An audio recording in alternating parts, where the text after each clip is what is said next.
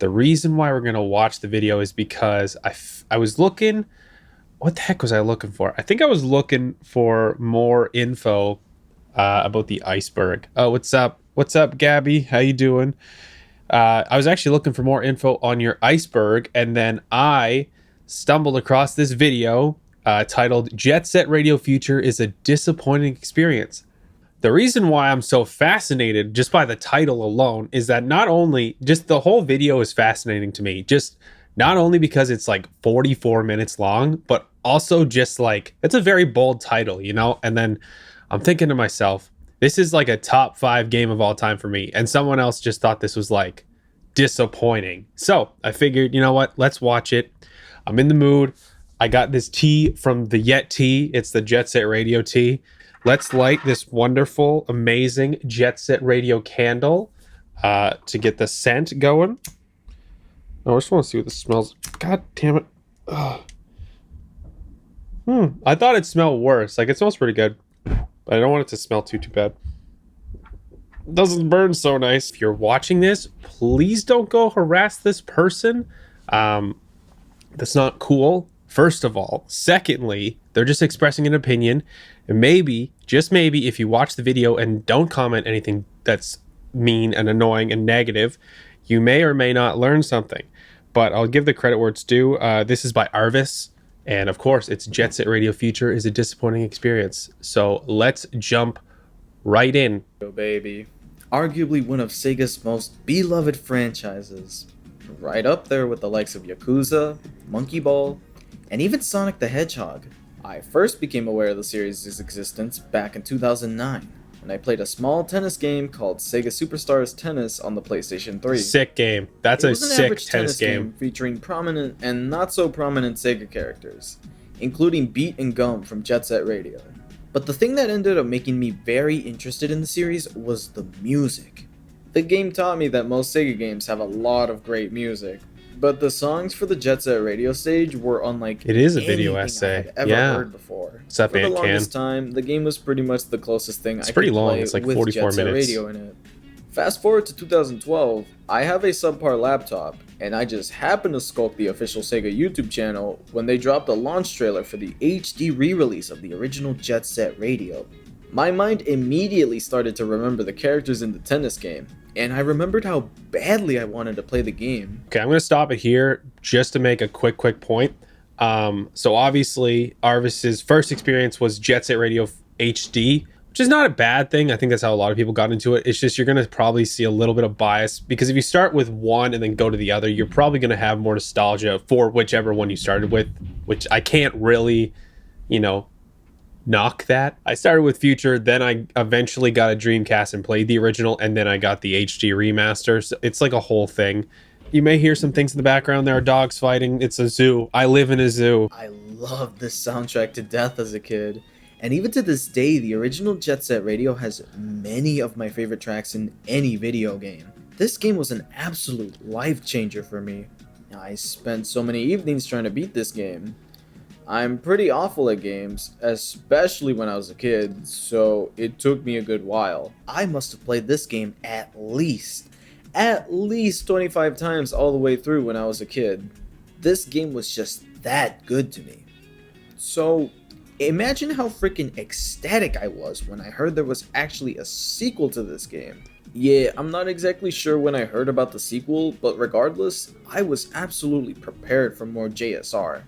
Unfortunately, to this day, Jet Set Radio Future, the sequel, is exclusive to the original Xbox console.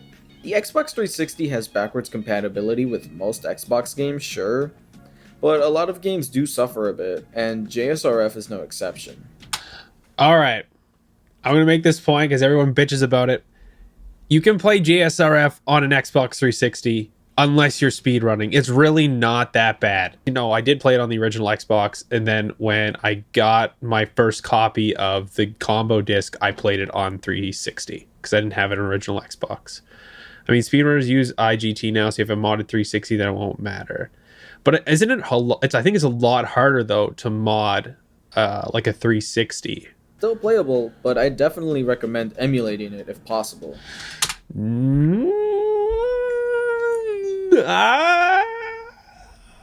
Yeah, I don't know about that one. I don't know about that one. It's not totally stable. After almost a whole decade of not being able to play JSRF, I finally got the chance to play it. I ended up finding a 360 for a pretty cheap price, and a friend was nice enough to buy the game for me. Unfortunately, the title of this video ain't too far off from the truth. Quite frankly, I just think this game is not good. But let's not get too far ahead of ourselves.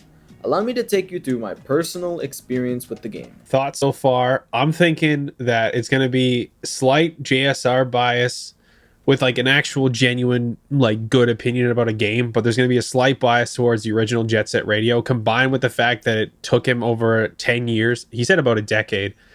Hyping yourself 10 years for just Jet Set Radio Future. I love Jet Set Radio Future. Probably one of my top 5 games of all time. But even I can admit it's not a game that you should hype yourself up that much over. It's like at most, at its worst time, it's like kind of just like an okay graffiti game with some action.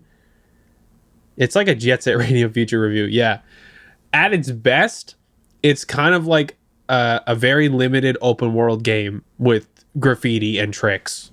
So clearly there's going to be a little bit of hype bias, I think. I see a sizable amount of people confused on whether this game is supposed to be a direct sequel or a sequel set in the far future.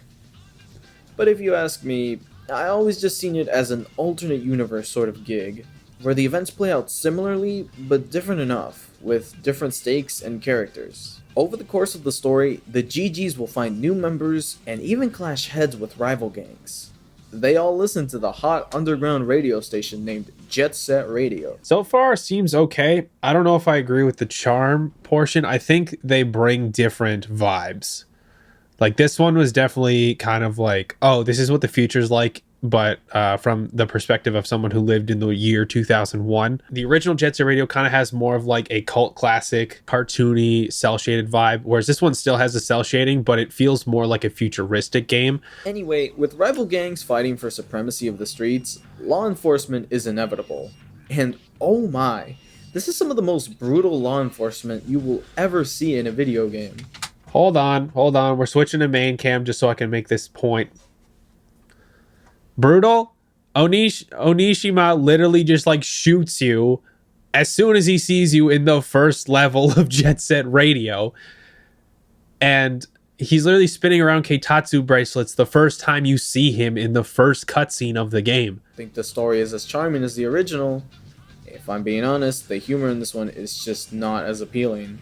I feel like at some points it's definitely taken itself way too seriously, especially this really awkward part in the story where the character Cube unmasks a fake yo-yo.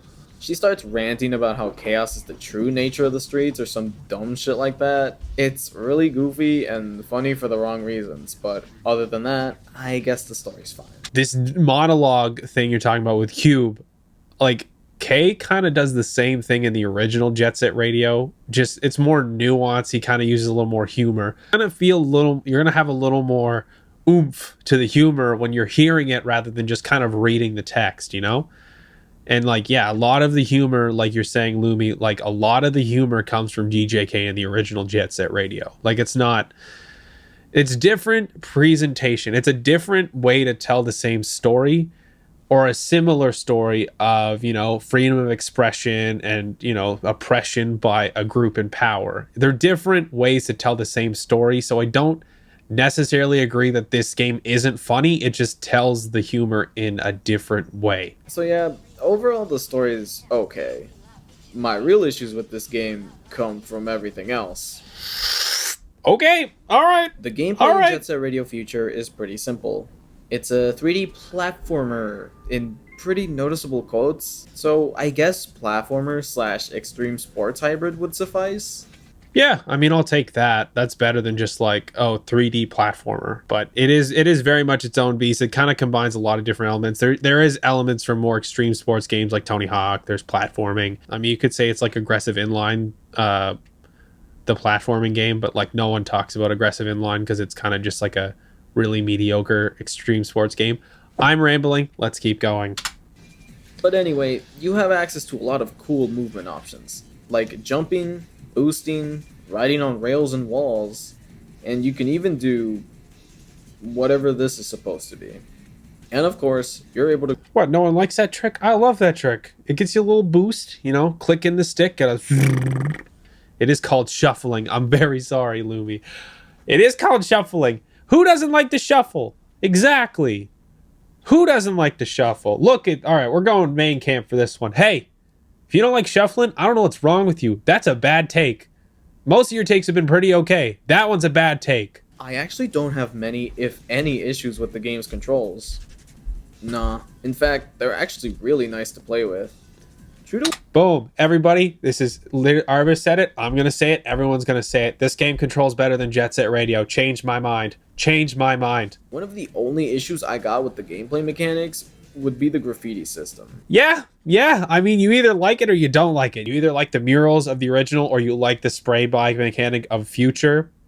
I personally, I like both for different reasons. I think if they were to make a third game, or even if they do something with Bomb Rush Cyberpunk, or even any other inspired game, I think a good way might be doing like spray buys for like smaller pieces, and then having like the bigger murals actually be like the combos that you actually have to do with a control stick. I think that would be a good idea. If it didn't affect the camera, I would love the future one. Yeah, it's not like the worst, but like, yeah, if there's like a rail you're on, it does look a little wacky. But yeah, all right, let's keep going. But literally, like, I don't think the graffiti is a hard point to like get behind on either game. I think if you combine the two, you'll find a system that actually works really well. The actual issue I got with the graffiti is how tacked on it feels, which I know is probably the worst way I could describe it, knowing that it was most likely designed into the game from the beginning. You know, a big part of the original was the graffiti, so obviously it would be expected to return here as well. I just really don't like the way graffiti is done in this one. The small and extra small graffiti isn't something Is this the part where I have to come back? Tacked on. Tacked on. Okay, we're here. Hi. Back again. Main cam. You gotta stop. Tacked on. It's kind of one of the main gameplay features. I don't know. I don't know. I don't know. I don't know. I have no idea. I don't know what to tell you. I mean, Antcan, you made a good point in the chat. It's like, for a game that's so focused on speed, why is it so easy to lose speed? I mean, that's kind of the whole thing. Like, the fact that it's a quicker game than Jet Set Radio, it kind of is reflected with the graffiti. It's meant to be a little faster. And so, you know, you kind of get away with, you know, obviously, realistically, you're not going to spray by a whole mural. You're probably just going to do a giant, you know, spray around. And that's going to be terrible to do in motion capture and editing. But, like, you spray it around, spray everything around, and it's probably just going to look like a dumb looking line. So, I don't know. I mean, to be fair, you're saying it's tacked on, but there's literally an editor for people to make their own graffiti. It's like one of the ways that you express yourself in the game. I don't know. I don't know. Yeah. Let's go back. Sorry. But I really, really hate slowing down to a snail's pace if I want to get the medium, large, and extra large graffitis in one go. I swear, for a game with an emphasis on speed, I feel like they really screwed it hard with the graffiti. Oh, that's funny. Like, Ant, you just would made think that They point. would make sure I'm able to spray all of it in one go, regardless of my speed. But I eventually submitted to the game because there were so many instances of me failing to spray it all in one go, simply because I was just a smidge too fast. It's real annoying, and you can't just When was the last time you played the original? Because like some of those big murals suck, especially when you like split them up. You split them up, and then you have to do like large mural for an extra large mural. It's actually just two large murals put together. Y'all know what I'm talking. I think you know what I'm talking about. You know, you do a big mural in pieces. You do one side, then you do the other side. It's more realistic, but you're gonna, yeah. It's I don't know. I don't know why you can say that like, you know, that's fine. I'm fine with doing a big mural, but like a spray by is just too crazy. On the topic of sprays, I honestly do not like how the boost is tied to graffiti cans. I think the boost itself is a cool idea, but wow, 10 cans for one boost is ridiculously expensive. I mean, there's cans everywhere, but I mean, go off. I don't know. Like realistically, the boost is meant just to kind of help you with certain platforming things you can't make happen, or if you want to, fly across the stage and be crazy. You're never meant to just always use the boost. You know, that's why they say in Star Fox, use the boost to get through. Don't use the boost whenever you have it.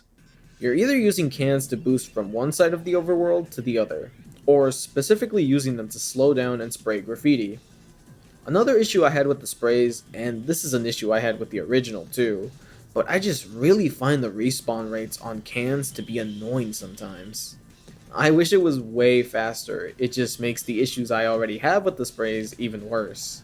I mean, I think the graffiti part can be boiled down to that Arvis doesn't like the spray buy and he doesn't think there should be more of a respawn. I don't know necessarily how much I agree with it. Saying this as a person who's played this multiple times for many, many, many years, and then having played Jet Set Radio many times, there are obviously different control systems, but I think if you're going to complain about the fact that they don't spawn very much, then you can't turn around and say, oh, the graffiti is hard to do and I run out of cans. It takes me half my cans to do a large mural. You're supposed to conserve them for that. Don't use your boosts. Use your boosts when you need to use your boosts, and then just go collect more cans. Like you're not going to run out. And you can always, unlike ants, yeah, that makes sense. If you want to just speedily reset the cans, just switch to a different character, then switch the one you're playing as before. Yeah. Wait, what? Speedrunning ruined my life for JSR. Yeah, I feel like when you speedrun a game, I think you're really going to have a different perspective on a lot of this stuff that Arvis is making a point about if you're speedrunning versus if you're playing this casually. Yeah. Yeah, in speedrunning, we always say to cherish the casual experience because you'll never see it again. Great point, Lumi. That's a fantastic point. Once you really get hardcore into a game, it's gonna feel completely differently. That's why you have guys who just burn out on Smash Bros. And they just don't go back. Like, think of like Ken. Ken was like one of the top melee players of all time, and then he got knocked out because people started adapting to his strategies and using more advanced techniques. And then Ken probably doesn't play it as much as he used to. But I don't know. You're going to have a lot of a different experience. And I feel like even having somebody like Yayo or even Electro Wolf react to this video would be a good idea. But let's keep going. And I know this doesn't pertain to the gameplay at all, but I do not like how spray cans are contextualized within the world of Future. In the original game, the spray cans were just that, spray cans. You want to know how I know this? It's because of this one scene in the original game. They sell software to pay for their spray cans. Right on, brothers. Here in Future, they're contextualized as things that only specific people can see and use to rebel. And I just think that that sort of thing in a series that was originally developed with the idea of being as light on story and characterization as possible is really dumb. It's two different ways to tell the same story. We can keep going back to that point, but I don't want to harp on it too much. But it is a good point. I do like the fact that Arvis made the point of like they are treated as like actual spray cans, whereas in Future they're more like the soul of. It's a goofy way to like make it so that like you're the only people who can express yourselves in the world. But I feel like it may have worked a little better in radio, in Jet Set Radio, if you had like actual rival battle. And I may be misremembering this, but if the rival battles actually had, the rival gangs actually spraying their graffiti rather than it being like kind of preset in the level, I think that would have worked a little better. But it was actually, that's a good point. I will keep that on there. Yeah. Oh well. Moving on, I did say before that the base controls are nice, so maybe the levels themselves are really fun to travel through, right? Well, yes, but also... Sounds like a fair criticism, but it seems also so minuscule that you forget about if you're invested in the game. Like, yeah, like, once you start playing Jet Set Radio or Jet Set Radio Future, you completely forget the whole soul of the streets, like, wacky nonsense. But it is, like, a fair point, especially if you're going to get, like, this into the story. But, yeah. Also, no. Let me try to explain. This game has an extremely strange dichotomy where it sort of tries to be open world open world in the loosest sense of the term. All of the level's areas are connected and really only separated by the occasional loading screen.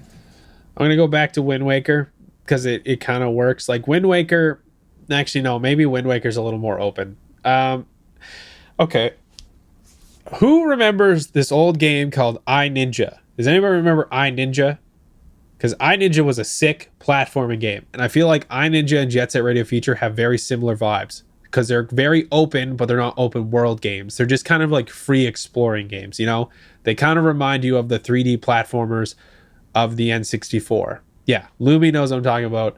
I Ninja, sick game. I love I Ninja. They have very similar vibes in that like you can pretty much go wherever you want and kind of mess around, but it's not so open that you can just basically do everything you want ever. It's kind of just opening up the platformer genre to feel just a little more open than, linearly going from level to level like Mario. So to call it open world is not like the best comparison or like the best way to phrase it. I think just calling it like free roam might be better because it's not totally open. It'll do all of that and also still try to have very obvious segregated areas like in the original. Shibuya, Dokenzaka, and Chuo Street obviously supposed to be like the original Shibuya-cho area. Rokakudai Heights, Kibogako Hill, and the sewers obviously a reimagining of Kogane-cho, and so on. Let me just say it now. The open world design is really dumb, and still think he means free roam. I think Arvis means free roam, but it's a fair point. I mean, some of the levels are a little more compact, but I think like once you've unlocked them and finished them up and, kind of race around, they feel a little more fun. I do always like the idea of kind of having to unlock certain places before you can kind of free roam around them. While I don't necessarily agree with this point, I see why Arvis made the point and it's valid. It's super inconvenient. Like, it's genuinely cool when you start playing the game. You'll go from the Gigi's Garage to Dogenzaka Hill, and from there to the Shibuya Terminal and eventually Chuo Street, which are all right next to each other on the map.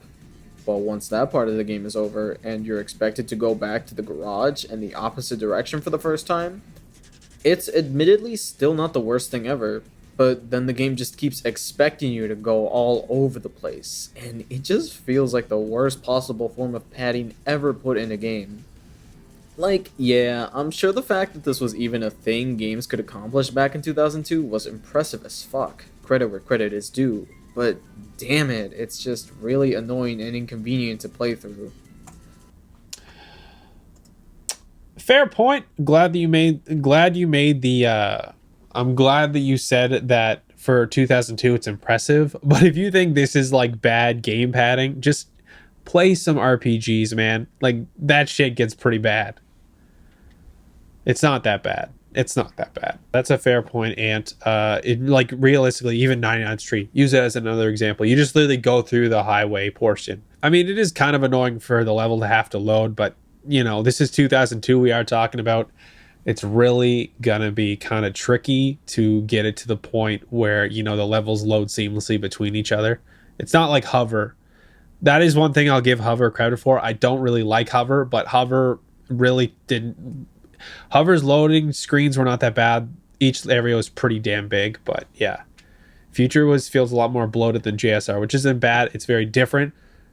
Good point. JSR is more arcade style. Jet Set Radio Future is more free roam. You're gonna have a lot more bloat, a lot more of a game than JSR. But you got to remember that like Jet Set Radio is really like a very quick experience.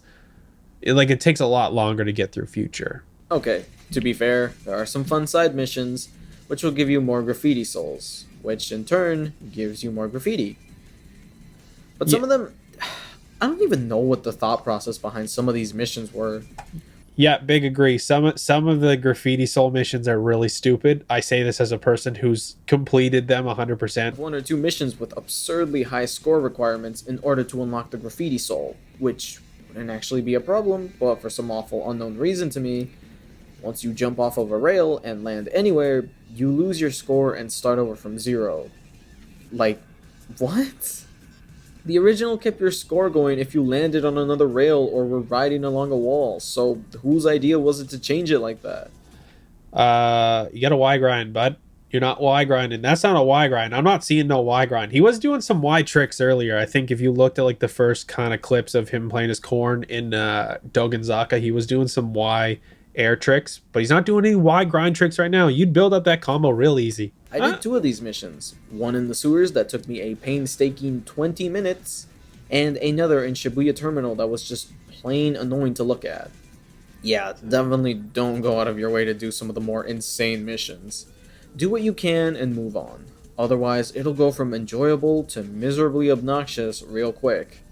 The open world aspect sucks, yeah, but if I'm being totally honest, looking at these areas as individual levels, some of them can actually be pretty fun. And that's how you have to view it. It's not an open world game. It's a free roam game.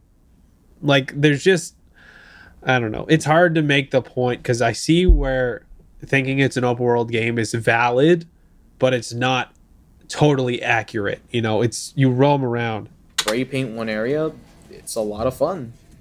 Shibuya Terminal, Dogenzaka Hill, Chuo Street, Rokakudai Heights, my personal favorite. Faro Park in the Skyscraper District, oh my god.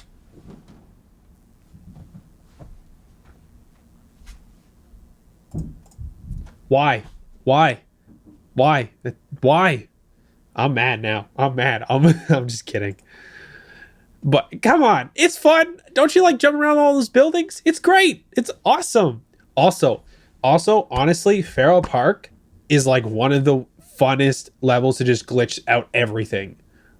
Like I don't know if you saw the glitches video I did, but there you can just like go to a random portal to go to like that to go to Sky Dinosaur Square. You can just like ride around these levels that are meant to be out of bounds. It's great. I love it so much because it's so wacky and stupid. In my first playthrough of this game, I actually had a miserable time with this area. Partly because the pause menu maps just blow ass. Oh yeah, the pause menu maps are they're garbage. They're bad. To go on a quick tangent, the pause menu maps in JSRF are so awful. They simultaneously have way too much information and not enough at the same time. Also, that's probably slow down in like editing, but if that was the Xbox 360, I was going to be like, ooh, brother, that's bad. Yeah. You want to talk about bad map design? Jet Set Radio Future, terrible map design. I'm not even, honestly, Jet Set Radio as a series has like shit map design. So I'm hoping, praying that Bomb Rush, Cyberpunk has like decent maps. Decent. The sewers is easily one of the worst examples I can think of. Yep, big agree. Big agree. Garbage. It looks bad. But during my first playthrough on the skyscrapers, the map definitely wasn't helping me there either.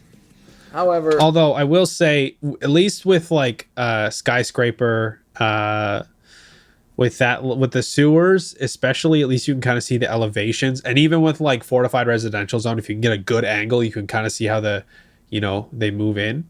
If you could zoom in, it would have helped so much better. Oh yeah, for sure. If you could zoom in, definitely would have been way more helpful. But like, yeah, I see the point. It makes sense. I actually did 3 playthroughs of this game back to back, and I'm very glad I did. Now I understand why you're disappointed by Jet Set Radio Future. You shouldn't play it more than once in a row. You should just do it once. And then we'll give yourself 6 months, then do it again. And then if you really, really, really like it, start speedrunning it. Just don't... I don't play it every day. I probably play a Jet Set Radio game like once every couple months. It's not a game that you should play all the time because it's just not designed to be played always. It's not meant to be just like consumed. You know, it's not open enough and there's not enough there to keep you like coming back unless you're doing, all these strats. Luby's like, speedrunners are fuming right now. Here's my point. The speedrunners, it's a different game because they're trying to optimize it so that you can play it as quickly as possible. There's a difference between them playing it versus playing it casually over and over again because they're going to skip through the story. They're not going to give a shit. They know exactly the right amount of strats to hit the right amount of points in the level, the right amount of graffiti sprays. They know exactly those numbers and they keep optimizing it more and more. It's more research than it is just playing.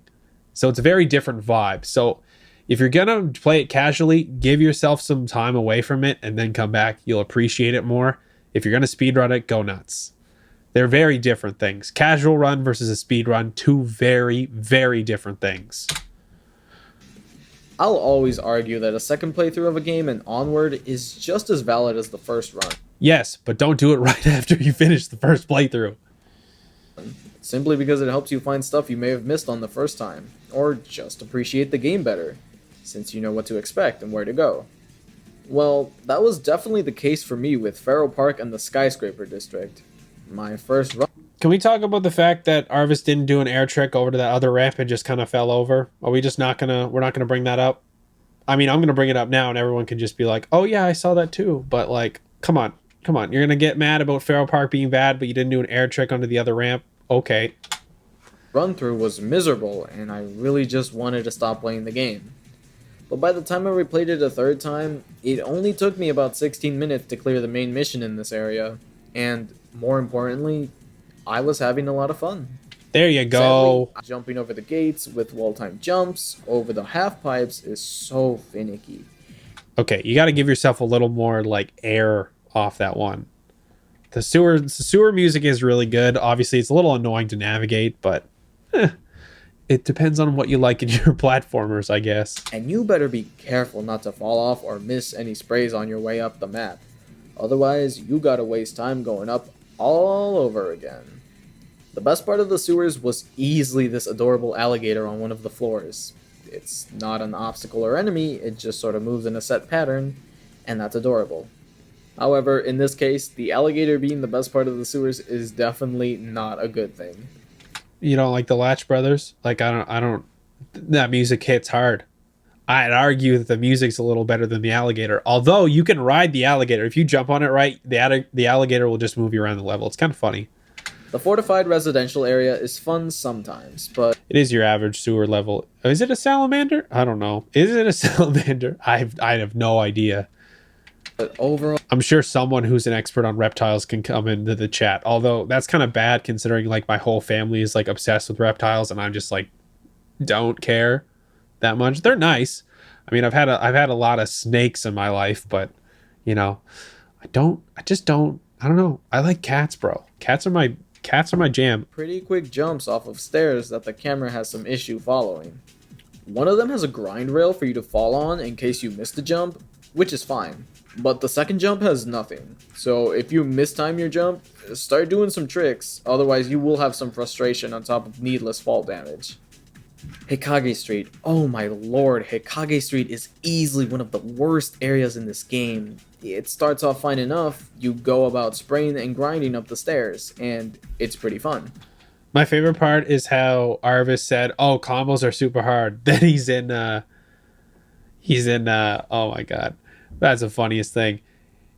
Arvis complained about combos, yet he's in like the best like some of these levels, some of the areas in some levels are just perfect. You just have to pick the right area to do the stuff. You agree with him about fortified residential zone? I don't. I like it.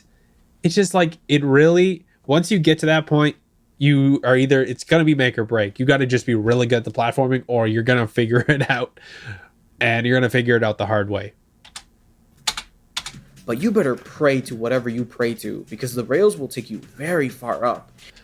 I feel like Arvis hates Hikage Street more than Fortified. Just a little bit. I don't know. And if you miss... Also, why did you just not do an air trick off of that? You wouldn't have fell. You wouldn't have fell. You wouldn't have fell. Any jump, you'll have to waste time doing it over and over again. Jumping off of rails onto other ones ain't too punishing. It's designed to catch you and let you try again if you miss the jump. But once you've reached the top, you're expected to jump from the rails to the buildings. And if you just happen to miss your jump... Oh my god. I'm really shit at Jet Set Radio Future. I can tell you this for a fact. Just jump up the stairs, and you could have just waited. You could have jumped to the other rail and then air tricked off of that. But like, okay, I'm going back for a sec. It's designed to catch you. That made me die too. Oh my god. Just but once you reach the top, you're expected okay, here, to wait. All jump right, we're going to pause right here. Okay. As we can all see right now on our screens, everyone is watching. I'm trying to be nice here, but this part was like, oh my god. All you would have to do is just wait until you get slightly to the end of the rail and then just air trick diagonally. Or you could even jump to the other side.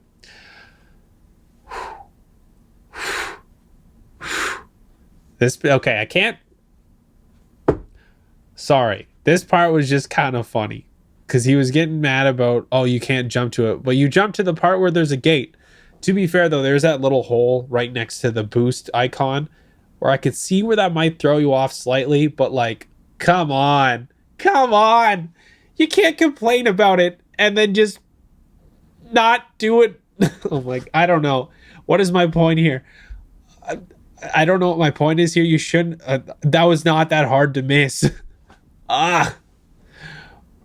Like I said before, if you're good at the platforming, the levels won't be that bad. If you're not, you're going to make or break, and you're going to learn the hard way once you get to those hard levels. And there is the rail right there. You could jump on that rail and then air trick like directly perpendicular across. It's a perpendicular air trick if you wanted to jump to that rail. But you could go right to the end and then go slightly to a diagonal. Kibogako Hill was very painful for personal reasons. I kept falling into the water a lot. I'm moving on. And, yeah, I know. Just get good, right? I mean, I don't want to be like, oh my god, I sound like an actual dick right now. But like, you jumped here. Okay, you're fine there. You could have braked. You were good here. You were perfect. You could have waited. Personal reasons. And then you just went right into the water. Just right into the water. No, like you got to just let yourself break. Like there was a couple times earlier on where you would like hold back. I saw it, Arvis. You were like holding back. You were getting like slowing down. Making sure that you're like taking your time to do jumps. But then just stuff like this where you're like, Kibogaka Hill's a bad level, and then just I don't know. I kept falling into the water a lot, and yeah. You really do have to take your time with Kibogaka Hill, but like I said, you start to kind of understand like the mechanics as you move along the game, and it's really gonna make or break you. I know, just get good, right? I mean, you probably should have just went right into the water, but I don't know what to tell you. That was just kind of not a good move. I'm not saying that, like, honestly, some of the techniques that Arvis is pulling off are decent. Like, obviously, Arvis is not a speedrunner, but like generally they're pretty good. That was just kind of a bad clip to take out of context. I will say that. Whatever. I kept falling into the water, which was real annoying, and subsequent playthroughs coupled with Professor K's obnoxious comments made it worse. Especially since this place is the worst example of the game padding out its runtime by making you do 2 full runs of the area. Well, that's not necessarily true. You don't have to leave the level in order to like get all the graffiti souls. Like you could, in theory, do some of the challenges while you're actually doing your graffiti, and then collect those graffiti souls after, and then figure out what you have to do after that point. Ant thinks JSRF is easier. In some ways, it is. And in other ways, it's not. I find the platforming is a little bit better in Jet Set Radio. The graffiti is better in Jet Set Radio Future. But that's like, it's the murals versus the spray buys. It's, you're picking hairs. So you always want to try and do as many challenges as you can when you're doing the graffiti, because then you don't have to go back more than once. There is a lot more platforming in JSRF. Yeah, that's also true. Once to find 4 military planes to bring down, and another to spray the entire area. Wouldn't really be an issue if I could spray graffiti as I find the planes, especially since there's only 4 fucking planes and about 20 sprays to find. But sadly, this isn't the only time where something like that happens. Many times, the game will purposely block you from doing anything else until all the goons in an area are taken care of. I mean, that's sort of progression in most platformers, but go off, I guess. I don't know. It's progression. You have to sort of unlock things. It's why I said it's not open world. It's free roam. There is a difference. A little bit of a difference, but it's made very clear by Jet Set Radio Future. And it reaches maximum stupid in the final part of the game. Yeah. Where every area you fought goons in before suddenly has new goons pop up. I didn't think that was like the greatest, but they should have spaced out the helis better. Maybe, yeah. I don't disagree with the helicopters. I thought that was they did kind of make that a little too long. And I also don't like the whole like, oh, you gotta kill all the noise tanks in like Shibuya Terminal and like the Golden Rhino stuff, like it was also the same in the original game. The goons are optional. These goons are optional. Really? I'm like I said, misremembering. I do know the noise tanks part is not optional. No, you don't have to fight them. Good to know. Having you repeat the same stupid goons in a cage match. Oh yeah, okay. On the topic of these stupid goons, this game technically has combat. And my god, it is without a doubt some of the most unpleasant attempts I've ever seen at noise tanks are implementing a required, combat yeah. system. And I've played Pac-Man World 3 for Christ's sake. That was an animation that someone did in a video. The generic goons in a cage match felt evenly spaced out, where it didn't feel like too much of a chore. Because they're required. They don't want you to like play it too much. Strongly aiding this is that when you first start out, the enemies you fight can be knocked down with just about any character, as long as you're going moderately fast. It can actually be stupidly fun just knocking down a big pile of enemies and then tagging their backs. But later on, it absolutely becomes a slog and a half. You'll need heavier characters if you want to ram into the men with black uniforms. Or you can just boost through them, wasting 10 cans in the process. As you look at multiple 5 cans, I don't know, there's multiple amounts of like 5 spray cans, blue spray cans laying around you. Like that's a pretty big abundance of spray cans. They drop 10 cans. If they drop 10 cans, it's like you hit 3 of them. That's pretty much for most of the characters, that's pretty much all the spray cans you need, maximum. There's so many cans. There's so many cans. There's the military planes I mentioned before. They're so pathetically easy, it makes me wonder why even have them here at all. To make the gameplay different and varied. Varied. I meant to say there should have been variety. They should have mapped locking onto the black or white buttons. That's a good point. I think that's a fantastic point. They should have. The worst boss, I think, is the one in Chewell Street later on near the end of the Dude, game. I love Clawman. You can just Actually a grind really up cool him. idea. You gotta avoid his long rail-like arm and then jump on it, so you can smack him and get some time to spray his back. My issue is that he has so much health and you got so little time to hit him. You know, unless you catch him getting up and boost into him to knock him down again. But, you know. Then I gotta deal with the fact that I just lost 10 cans so I could have more time to hit him. I mean, there's still as you look at the 20 cans here, I'm not going to make that point again. I think the criticism about the abundance of cans is not the greatest, but you got to remember that the claw guy is like late game boss, probably one of the last major fights you do before the final boss. Like at this point you kind of have to, you'll get it. It's like this game really does a pretty good job of like progressing it. If you're not getting the mechanics right away, it throws you pretty hard in the deep end, especially towards the end. So I can see why you might view it that way, where it's like Claw Guy was annoying, but I don't know. I mean, it's, different strokes for different folks. It's all about how you enjoy a game, and I think it's fair, but I don't think Claw Guy was probably the one to put this onto. Maybe if you said the final boss is kind of annoying, but you like Soda? He's cool. It's annoying. See, my problem with this game isn't even the challenge. This game is not hard at all. It's just annoying to have to do so many of these things. It starts to wear on me so bad. You're supposed to do Roboys tutorials, which will teach you the mechanics. No one ever does them. Yeah, the problem is they kind of offhandedly say like, oh, Roboy will teach you things, but like no one goes back and does the Roboy tutorials. Like probably 10% of the people who play Jet Set Radio Future will actually go back and do the Roboy tutorials. I tried to do them. Like obviously I get some of the mechanics, but I feel like it's also easier if I did a mechanic in a game and someone goes, oh, that looked cool, how did you do that? And I just explain it to them in 5 seconds is a little bit quicker than doing it with Roboy. But that's a fair point. You should always, if you're not sure what to do, Roboy is a good place to go back to learn more advanced techniques. So let's move on. To give one final example, The future site of the Rokaku Expo Stadium is a place you'll visit later on in the game. And oh my god, I have not been so flabbergasted with the lack of difficulty in a game for a while. But weren't you just complaining about Clawman being too annoying and difficult?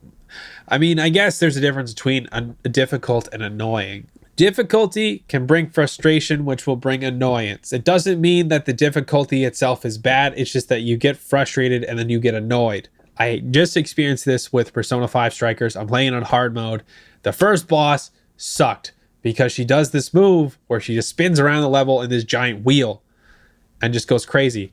To sort of beat it, you have to like be really good at dodging, and you also have to use your projectiles to kind of slow down time so you can get your dodges off perfectly, because it's just sort of how Muso games kind of work. You want to try and dodge as much as you can of any enemy's special attacks. So it was difficult, I got frustrated, and then I thought it was annoying. There's a difference between like actual annoying mechanics and then difficult mechanics that get you annoyed. I think some of the things are a little more difficult than annoying, but I can agree that like the death ball section is kind of long and it is kind of annoying. But there is also a very big ramp in difficulty between death ball and the Clawman fight. The death ball in the campaign is pretty dumb. Like, it's laughably easy. I feel like this was kind of their way to try and get people to play it in multiplayer, because it is a lot more fun to play with actual human opponents.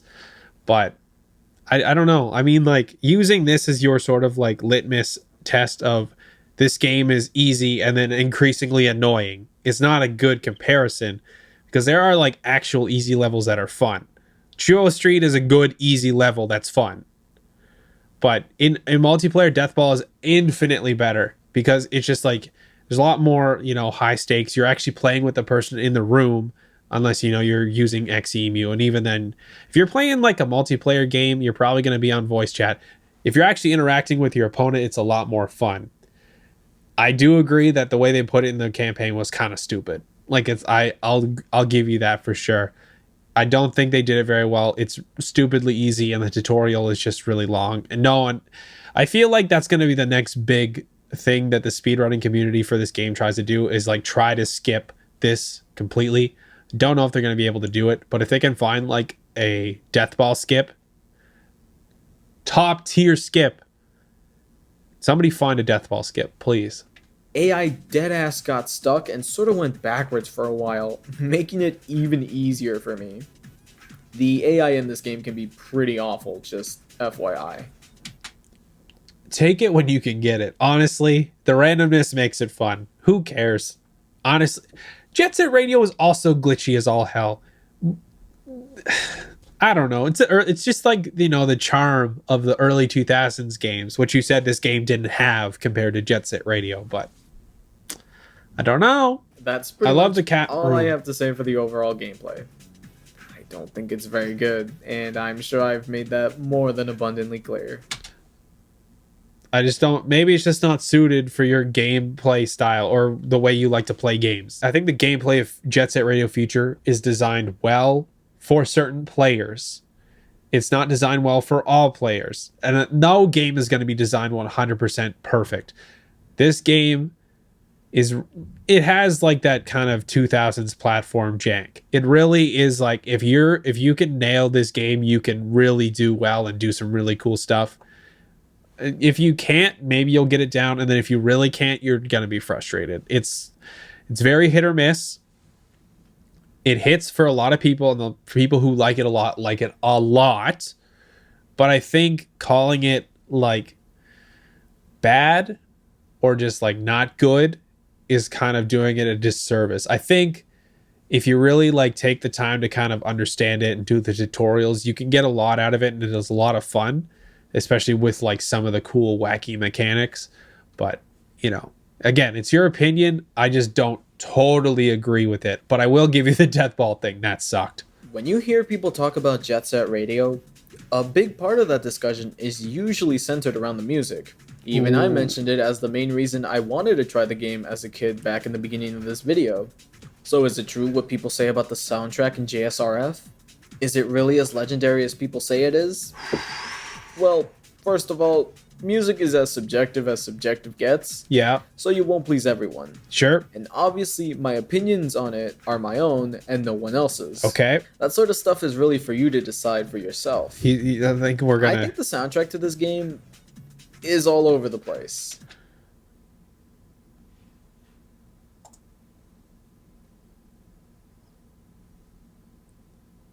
Fair. You know what? Fair.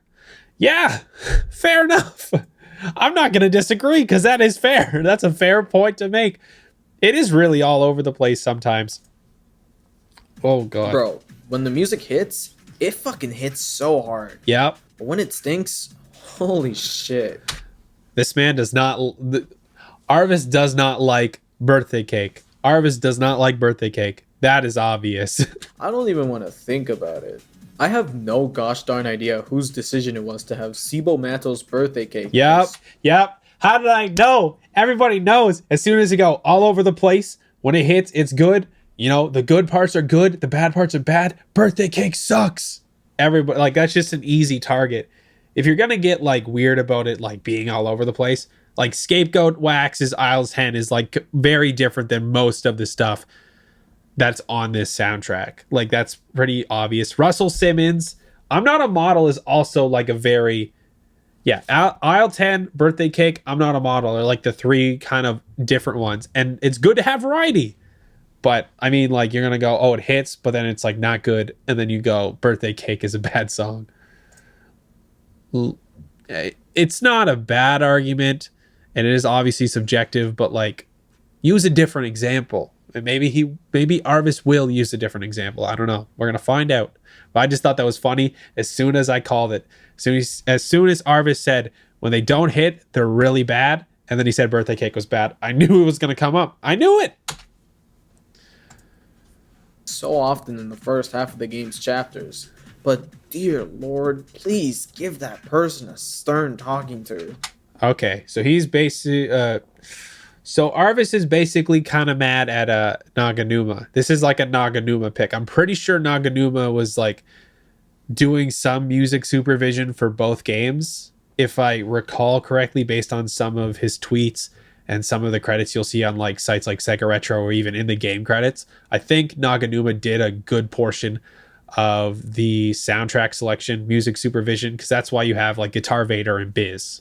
And as harsh as this may sound, Yep. that song alone is a big reason as to why I wasn't enjoying myself too much with the game.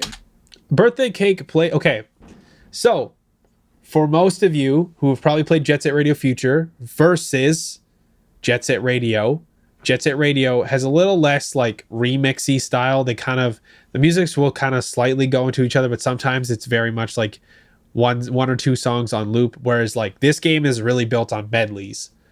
There's really maybe only a couple medleys that Birthday Cake actually shows up in. And, you know, it's one song in a medley. You're like, it's realistically only going to come around maybe once every half hour. So I don't know. If you're going to get like, if you're going to say it ruined your experience of a game based on one song, I don't know what to tell you. Although I can see them maybe adding like medley options or like ways to modify a medley in a new Jet Set Radio. That would be a good idea. I don't know. I've never been like, oh, this song sucks. It made my experience of a whole game worse. I don't know. That's just not how I am. I think the Latch Brothers are so underwhelming. They contribute with 8 out of the game's 34 tracks, and it's such a shame because I don't like any of their songs. Okay, tell me you don't like Me Like You the Poom Poom. That's a bomb track. Tell me you don't like Me Like You the Poom Poom. Most of the Latch Brothers stuff is very just like blended in there. It doesn't, like, I don't know. It's not as jarring. Kodo Stomp is good. I like Kodo Stomp. It's just like, I don't know. You basically just said you don't like the Beastie Boys, so I don't know what to tell you. On the topic of Latch Brothers and Birthday Cake, I think this game is pretty bad with its song rotation. Like, I think songs are segmented through areas, kinda.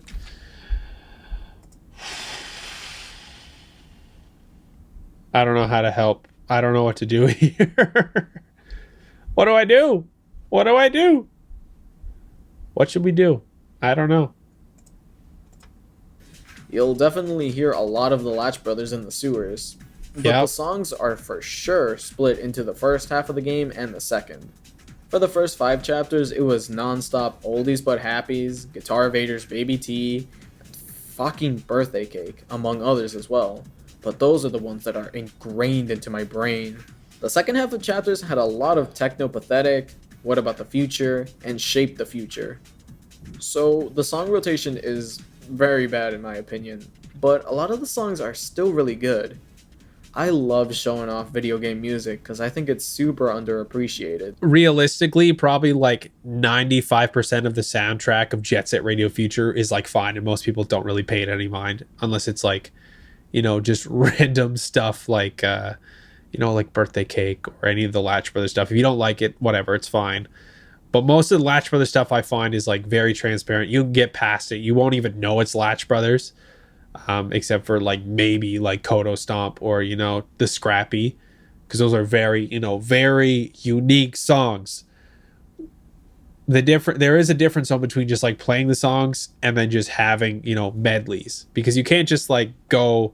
They're so embedded with the levels that you can't really shy away from it. So it's like if you don't like the way the medleys are positioned, you're probably not going to enjoy the soundtrack as much. So I see where Arvis is coming from. I just don't necessarily agree that the song selection is bad.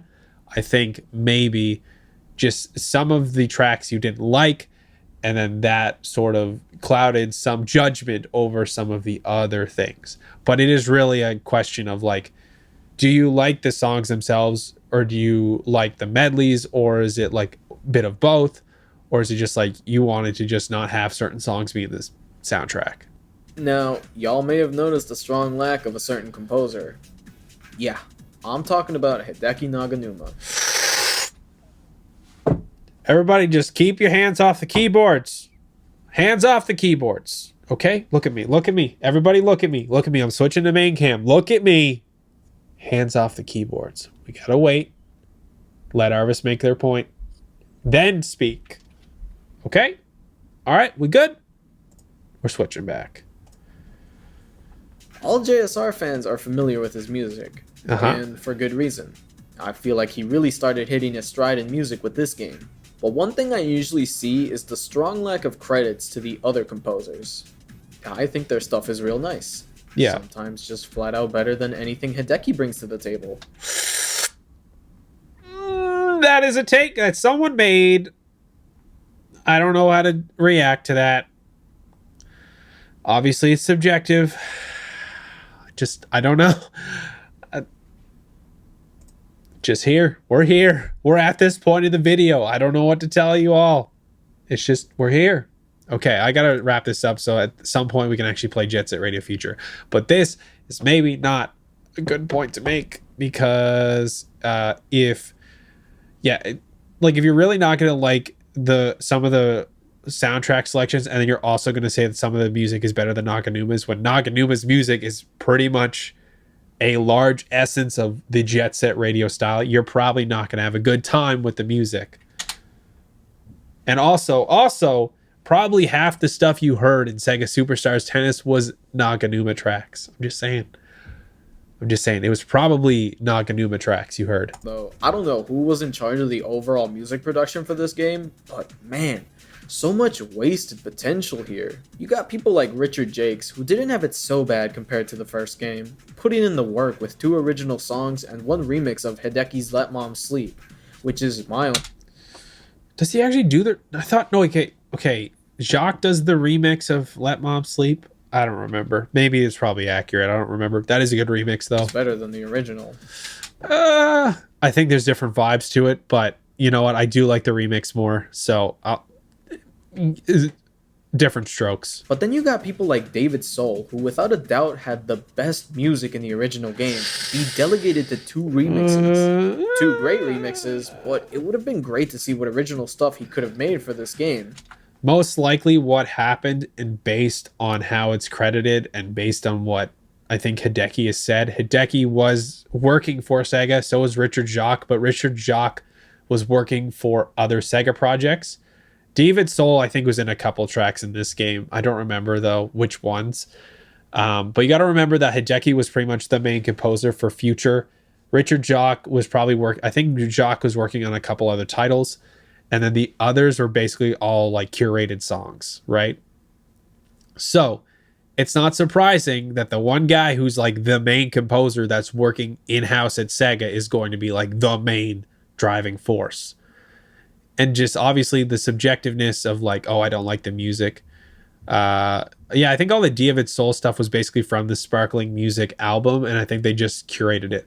Like I said, anything that's not Richard Jacques, Richard Jacques, Toronto, and I think Naganuma, anything there is pretty much all curated, and even probably the Toronto tracks are probably curated.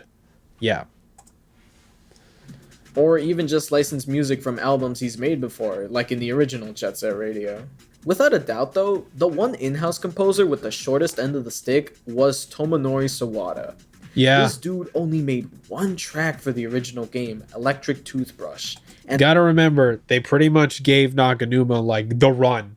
That was pretty much his vision, and I'm assuming like Toronto, Sawada, and Richard Jacques were probably just kind of helping here and there. I think they were working on different projects, but I would need a quote on that. Don't remember. And to me, that one song is better than anything Naganuma made for both the original and Future. That is a take. That's a take someone made. That's a take. That is a take that somebody made about a soundtrack. I can understand why you may not like the soundtracks if you're saying that Sneak Man, although Sneak Man is a good song, the remix is really good. This dude only made one track for the original game, Electric Toothbrush. And to me, that one song is better than anything Naganuma made for both the original and Future. My bad. I made a bad take. I thought he said Sneak Man was better than I don't know. I even like Sneak Man more than Electric Toothbrush. Oh my god. I don't know. It's just not, it doesn't hold up that well. Like comparing it to a plethora of songs for a majority of both game soundtracks. I meant everything I just said. But with all that said, don't take this video the wrong way. If you like JSRF, good. Continue to like the game and praise it for what it is. It's not a bad game. It just has a lot of stupid decisions that I personally can't turn a blind eye to. Because you're playing it like many, many, many years after it came out. It's gonna feel differently. You know, I'm gonna have a much different experience of it than you are because I played it when it first came out. And Aisle 10 does slap. If you played the game and love it, that's great. I'm genuinely happy for you. Unless you haven't played the game, in which case, shut up. I didn't think very fondly of the ending. I was just mad unimpressed by the actual boss fight. But honestly, the final area kicks fucking ass. Yeah, but it also runs into the same problems you had with certain other platforming levels where you fall to your death and it's a little bit harder to get back up. The arena looks so pretty, and I love the intense platforming you gotta do to get to Goji. Here's my final thoughts. So, not a bad video. I mean, the editing was pretty okay. You know, Arvis did a good job expressing their opinion. I think some of the takes were good. I think Deathball is probably the best take out of the whole video, just Deathball being like poorly designed. I'll agree on that. There's obviously a lot I don't agree with. But I think like looking at a game through somebody else's eyes can kind of help your subjectivity. It sort of makes you realize, you know, your favorite games may not be perfect, but that's kind of okay because, you know, the human mind, the human experience, it's all going to have some flaw to it because it's human, right? But that's what makes it fun and what gets you to relate to it. It's human. But I don't know, just some of like the gameplay takes were not great. I think obviously the graffiti is always going to give you a bad time if you don't like it compared to Jet Set Radio. This I don't know if we should really get into the music takes. It's subjective. Yep. It's subjective. I don't really have anything amazing to say about Arvis's critique of the music because I don't agree with it. I don't think that you can just stack up like one song from Jet Set Radio and say it's infinitely better than a majority of a soundtrack of 2 games. It just, you could say it does top as like one of the best songs of Jet Set Radio. I don't think it's better than a lot of the songs in either game. I think it's probably at least like upper mid tier. Like it's probably, if you were to do like a tier list, I'd put Electric Toothbrush like probably like a B plus tier. It's a good song. It's just not like mind-blowingly awesome. It's not amazing. It's not like the greatest song to ever come out of Jet Set Radio. But overall, some of the takes were okay. Some of the takes were not so good. And some of it was kind of cherry picking, especially with like saying that the platform in Hikage Street was bad and then saying that, you know, the final boss level is fine. I just thought that was kind of silly, but I don't know. Thank you for making the video, Arvis. I learned a little bit about how I feel about Jet Set Radio Future. I realized that how shit the Death Ball level was. I didn't actually think it was that great. So yes, thank you for making your video. Clearly you put a lot of time into it, and I hope you maybe make another one on like Jet Set Radio. I don't know. That'd be kind of fun to see. Anyway, I'm going to just go on a little hiatus. So we're going to play a song. We're going to pick a song out. We're going to pick, this is my outro music. We're going to play this. I'm just going to, Here's another one. I'm just going to go on a quick break. Basically, I'm just going to switch it over so we can play Jet Set Radio Future. I will be right back. Bye.